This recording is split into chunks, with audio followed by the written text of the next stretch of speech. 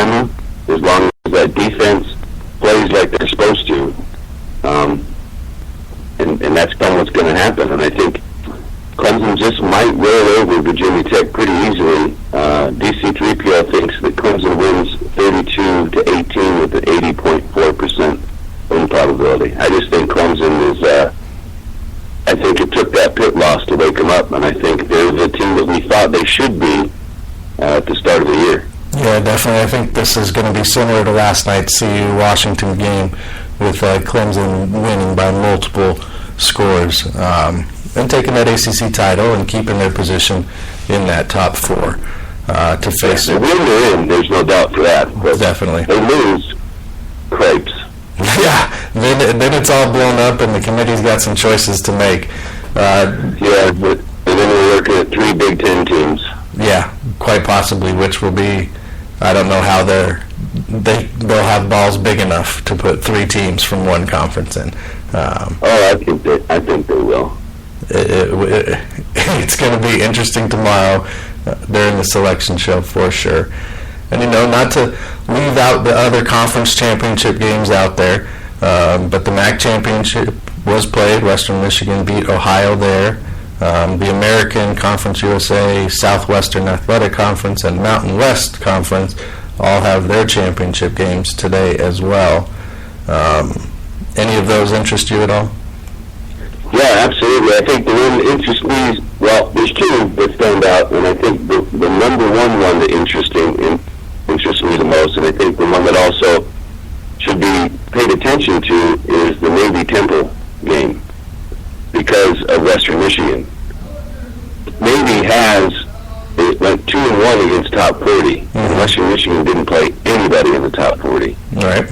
And let's not forget, Navy beat Houston. Mm-hmm. Navy has good wins, and Navy is a good football team. And ironically, Temple, just like we talked about Penn State in the beginning and then the second half, Temple was terrible. They got rolled by Army in week 1. They gave up 329 rushing yards and lost 28-13. However, Temple is now 5th nationally in yards per play allowed and is on a ridiculous hot streak. That's true. It's a good chance that the Owls are a lot better prepared to play Navy than they were Army in week 1. I think Navy's going to win, and I think if Navy wins, if you're the committee, you've got a real dilemma in who is the best non-Power 5 team. That's true. Because then Navy also plays Army next week, which is also, strangely enough, the week before bowl season starts on the 17th. Mm-hmm. So they're going to have to make some kind of case because if Navy wins, Navy has a better resume than Western Michigan, even though Western Michigan is undefeated. That's true. And in every category, you're talking about that Navy matches is either equal or better than Western Michigan, but Western Michigan is undefeated. So once again, the potential hypocrisy of the committee in terms of their discussions about how they say about Michigan and Penn State and who belongs and this and that and strength of schedule and Oklahoma. I mean, let's not forget Oklahoma State. If that Central Michigan nonsense didn't happen, they're a one-loss team. If they blow out Oklahoma, why isn't Oklahoma State even in the consideration for playing in the playoff? Right. But aside from all that, I think the game between Temple and Navy is a really good game that probably to watch today at 10 o'clock, coming up here, I think, on ESPN, only for the reason that it's actually 2 good football teams playing good football right now that also has an impact on how the playoff committee might select somebody. DC3PL thinks Navy's going to beat Temple 37-31 with a 66.4% win probability.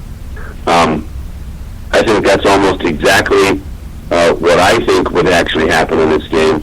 But I want to caution that I'm not surprised if Temple wins this game. And if Temple wins, then Western Michigan, clearly it's over. Right. But I think the other game to really watch is more so that it's going to be played, a championship game is going to be played in Wyoming. Right. And it's probably going to be 19 degrees. Yeah.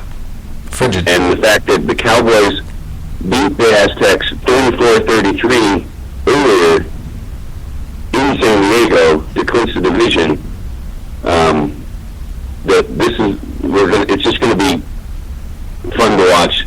That it's at a night game in Wyoming for a title, the Mountain West Championship. Yeah. It's just going to be fun because these are two fun teams in the Mountain West, and who knows what's going to happen. I don't know. I have no idea. But DC3PO thinks Wyoming beat San Diego State 33-26 with a 69.9% win probability. Nice. And that running back there for San Diego State, he's within 150 yards, I think, of Ricky Williams' single season mark, and 200 yards. Yeah, and Brian Day's really good, too. Yeah.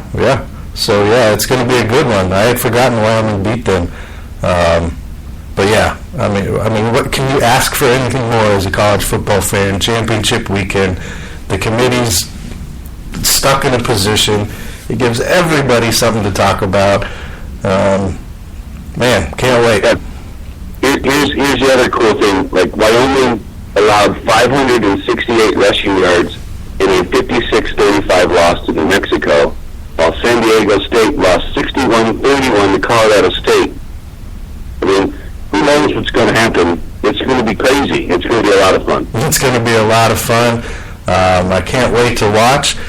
You know what? We'll have to have you back once the bowl games are picked. Talk about the bowl games, break them down a little bit. Does it sound good? Yeah, I'll be working on that as soon as all those things are announced, and just so that people are aware that the last 3 years we have finished no worse than 72% against the spread in the bowl games. There you go, guys. TheDirtCannon.com. That's Chris Rupert with the DC3PO College Football Kickoff on Championship Weekend. Thanks for calling in, Chris. Appreciate it. You got it. We'll talk to you soon. All right, enjoy the games. Hey. All right, that was Chris Rupert with the DC3PO College Football Kickoff from TheDirtCannon.com. On the other side of the break, we have a high school goalie who makes 98 saves. But does he win the game? Hey guys, the NFL is back. It's time to win some cash playing fantasy football. TheDirtCannon.com is a local company that has your back. They have produced over 60% winners on FanDuel, DraftKings, and now even Yahoo. TheDirtCannon.com will help you build, play, and win. Build a better team with TheDirtCannon.com. Use promo code RDST and get $5 off forever, and try the Silver membership this week for free. Visit TheDirtCannon.com. And definitely check them out, guys. I mean, as they just mentioned to you,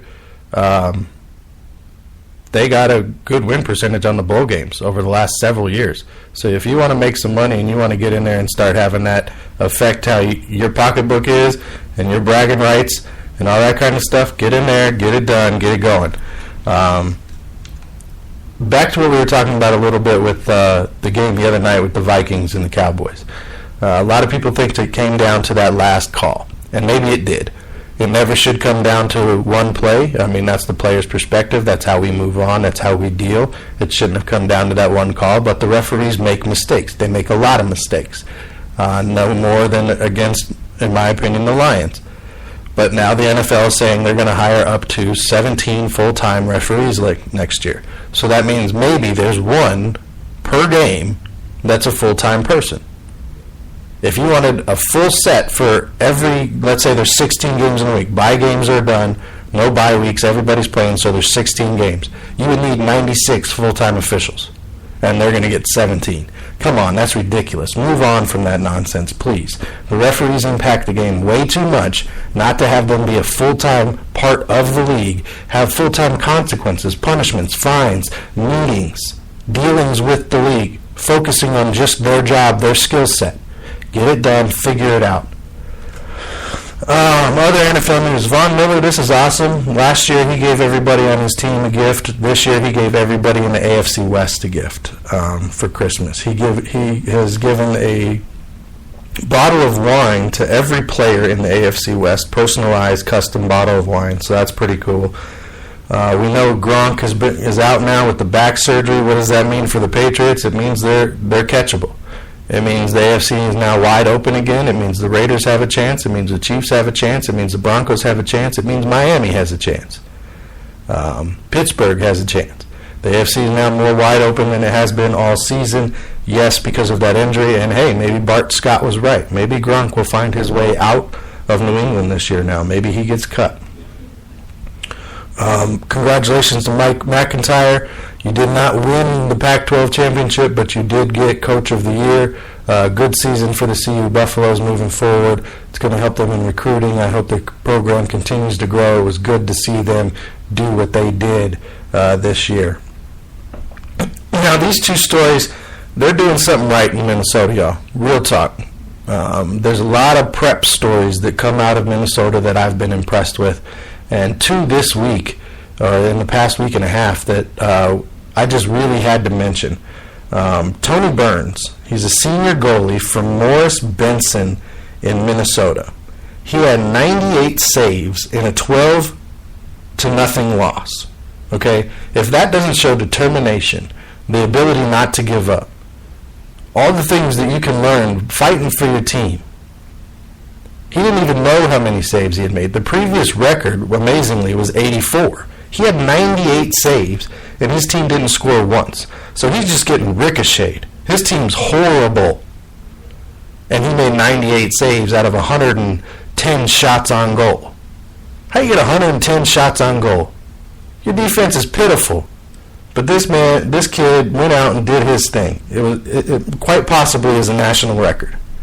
Very impressive young man, Tony Burns. If you haven't read the story, go check that story out. Just good things. I mean, good prep story. And a hockey goalie. You know, we don't talk a lot of hockey on this show. And he lost to, Litchfield Dassel Coda High School.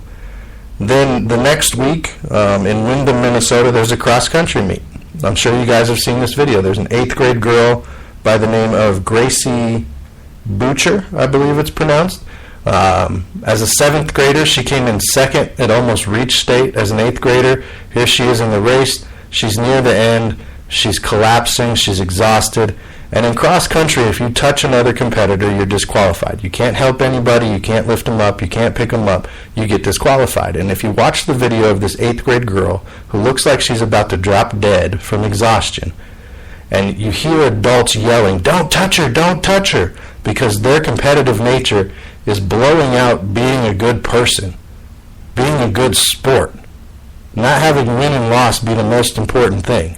And along comes a 12th grader, last race of her career, Liana Blomgren, I believe it's pronounced. Doesn't go to the same school. They're not on the same teams. She says she didn't even think about it. She saw the girl on the ground. She's running this race. She comes up, she picks her up, and they run across the line together. That, to me, is amazing. That's what you should see in sports, especially a sport like that. That's sportsmanship. It wasn't about, I need to win, I might get disqualified, this is my last race, I can't make state if I don't finish this. It was, there's somebody, they need help, I'm going to help them. I love that story. Congratulations to both girls, Liana and Gracie. Great story. If you haven't heard it, if you haven't seen the video, go check it out. It's on our Facebook page, Real Deal Sports Talk with KP. It's on the Twitter, Real Deal KVP. You know what, everybody? Enjoy the games today. Enjoy sports. Enjoy life. And you know how we do. Until next time, just be real.